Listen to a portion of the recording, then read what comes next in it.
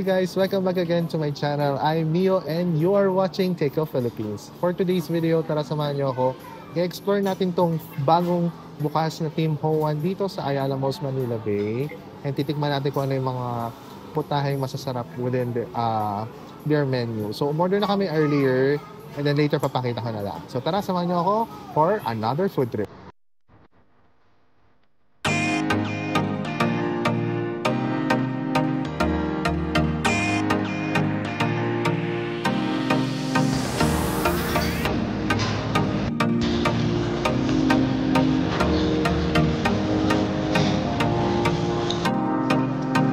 Guys, time check, it's around 6:08 na.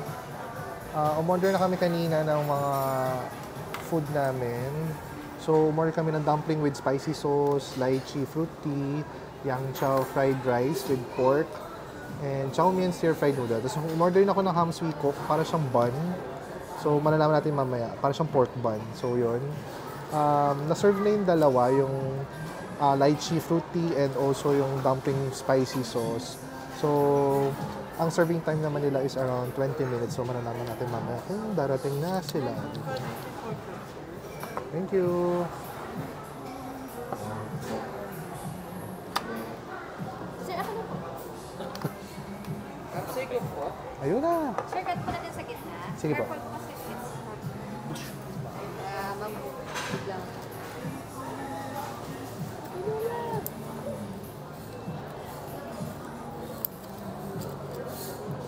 May sauce po ba yan? Yes, ganyan lang siya, sir. Ganyan na po yan. Thank you.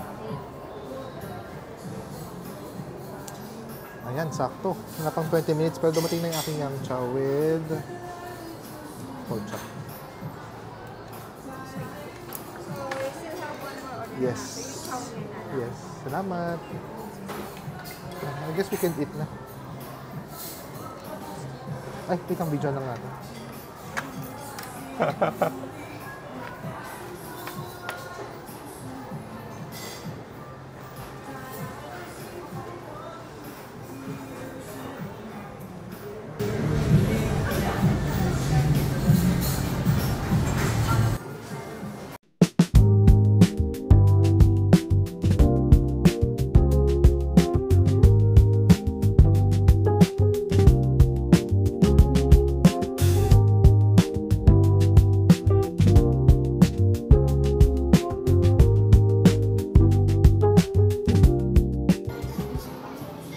So, I have here the lychee fruit tea with jelly.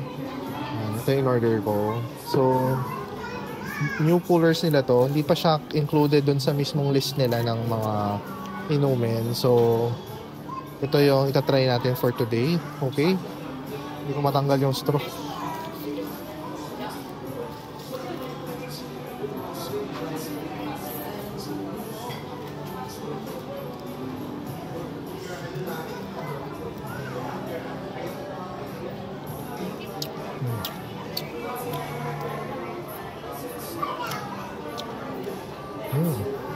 Sarap siya guys. Parang nabibili mo lang sa mga milk tea. Shop. So based dito sa nakita kong paper, madami na pala silang branch. Yan. So meron silang branch sa MOA, meron branch sa North Edge sa Mega Mall, Glorieta 3, Uptown BGC, Robinsons Ermita, Alabang Town Center, and Cebu. So Tim Ho Wan opened 2009. So Chef Mac Huay Pui, formerly of the prestigious 3 Michelin starred Lung King King Restaurant, 4 Seasons Hotel. So Hong Kong alongside Chef Leung Fai Kung opened a 20-seater dim sum restaurant in Mong Kok, Hong Kong called Tim Ho Wan. So yun, Hong Kong based pala siyang itong restaurant na ito. Okay, wait lang guys, may tawag.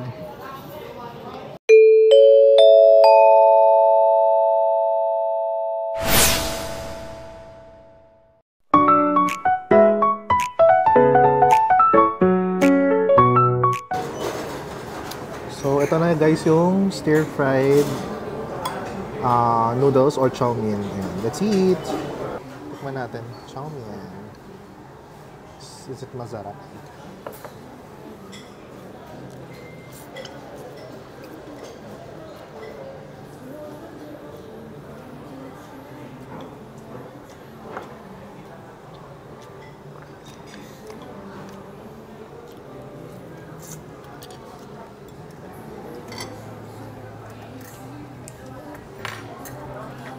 Spoon fork na ako.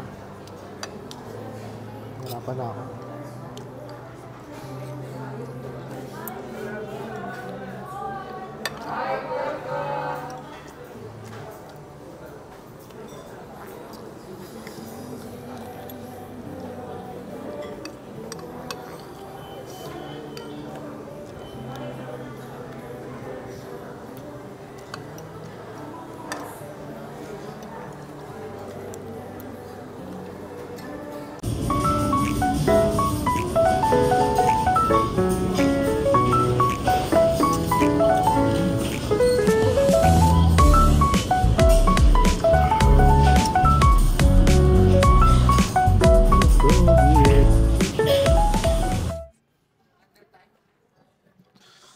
Okay guys, tapos na tayo kumain.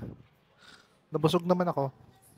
Akala ko hindi ako mabubusog para kasi ang late ang serving niya nung una. Pero siguro nabusog ako dahil kakainom ko ng drinks. Kasi nag-fruit tea ako. Tapos yun, tapos medyo natagal lang kami sa Chow Mein. Hindi lang, I think di siya 20 minutes. So medyo sinabi niya siguro dun sa ibang order. Pero masarap naman. Masarap yung Chow Mein. Siguro ano, if you have a big appetite, siguro you can order 2 Chow Mein. Mura lang naman siya, parang nasa 170, 160, 155, mura lang pala. So yun, order lang kayo ng dalawa if you want. Pero Yang Chow, typical. Yung pork, sakto lang din. So, ayun, nothing grandeur on the taste. And yun, so far, ang aking verdict. In terms of the time serving naman, na-serve naman na maaga, yun nga lang natagalan nga doon sa isa. And the taste, all goods naman doon. Alright, so malalaman na natin kung magkano ang price nito. So, kung sakto lang ba or within the budget. So, malalaman natin. Hintayin lang natin yung official receipt. Alright, so kakadala lang nila ng receipt kanina na nagbayad na rin kami. So, yung total na in-order namin amounts to 962 guys. So, wala pang service charge yun. So, might as well, baka if may extra kayo, you can give a tip to them. Kasi hardworking naman yung mga staff naman dito nila. And sobrang accommodating. Yun. I think for that price, goods naman din. Siguro, kaso lang if you're looking for mas malaking na mga platter and all, so order na kayo only ng additional. Kasi mura naman siya, hindi mo siya ganun kamahalan. Saktuhan lang for the value of money for this restaurant. So yun. And later ulit.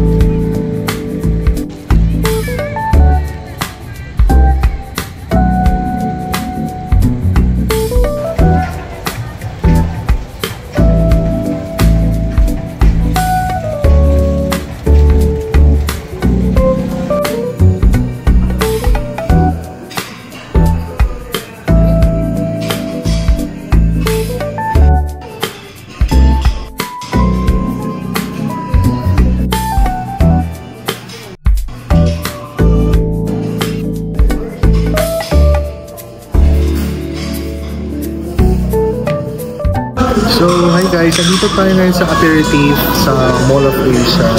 So, from Ayala Malls, Manila Bay, naglakad lang tayo. So, walking distance naman siya and hindi naman siya ganun hassle pumunta doon. Kasi, like, 10 to 15 minutes walk naman. Ay, tama ba? 10 to 15 or 20 minutes. 30 minutes walk siya. So medyo malayo rin siya pero walkable naman since hapon na.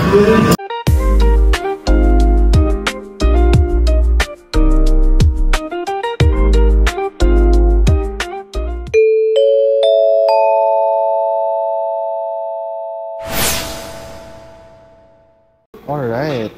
So ito, titikman na natin. Pistachio croissant na ordering ko. Kita ba?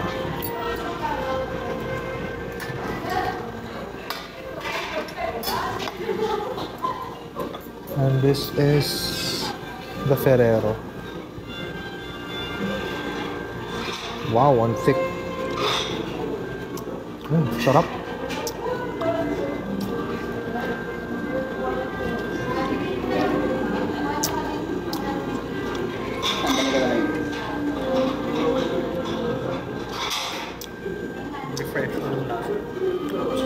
Sarap.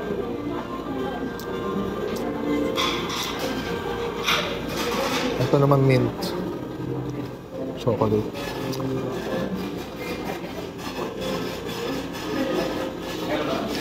Wow. Very Colgate ang lasa.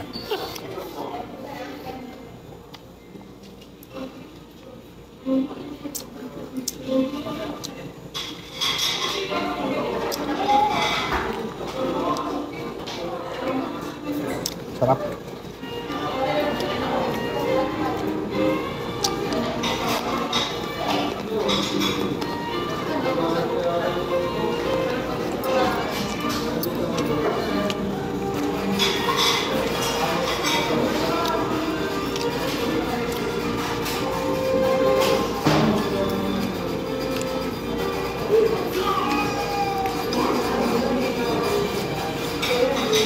May cream pang lumabas.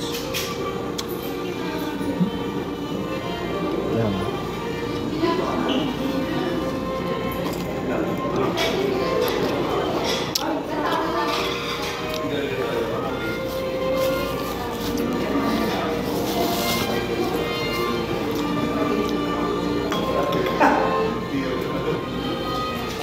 Sarap. Tamis lang.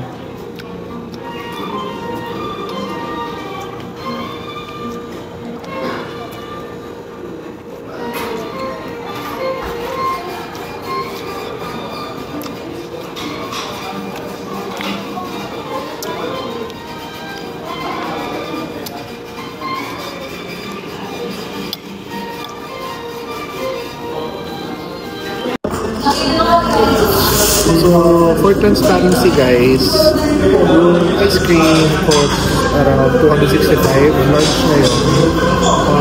Dalawang in-order namin. And then, yung pistachio croissant is 275. Then, red velvet cookie is 175. Tapos, order lang ako ng isang bottled water kasi nag-high na. So, sums up with 1,020 plus service charge na 5 pesos. 45 pesos yun. Amount 1,065 pesos. Thank you so much guys for tuning in up until the end. Please like and share and subscribe to my channel para lagi kang updated sa aking mga ganap. Again, I am Mio Briones and you are watching Teka Philippines.